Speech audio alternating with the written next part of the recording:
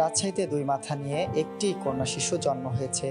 শনিবার 2 আগস্ট রাত 8:30টার দিকে রাজশাহী খ্রিস্টান মিশন হাসপাতালে শিশু জন্ম হয়। শিশুটির মায়ের নাম সুমাইয়া খাতুন, বাবার নাম গোলাম আজম। তাদের বাড়ি রাজশাহী তানোর উপজেলার বিল্লিবাজার এলাকায়। পরিবারের সদস্যরা জানান, প্রসব ব্যথা উঠলে সুমাইয়াকে রাজশাহী খ্রিস্টান মিশন হাসপাতালে ভর্তি করা হয়। পরে সেখানে তিনি একটি কন্যা সন্তানের জন্ম দেন।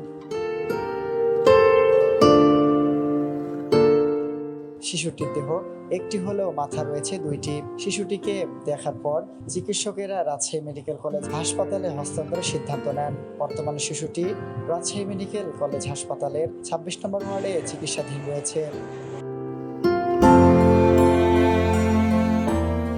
রামেক হাসপাতালের মুখপাত্র ও জরুরি বিভাগের ইনচার্জ ডক্টর শঙ্কর কুমার বিশ্বাস বলেন, এটি যমজ শিশু নয়, শিশুটির জন্মগত ত্রুটি। শিশুটির দেহ ও যৌনাঙ্গ একটি হলেও মাথা 2টি। 2 মুখমণ্ডলে থাকায় রয়েছে 4টি চোখ, 4টি কান, 2টি নাক এবং 2টি মুখ।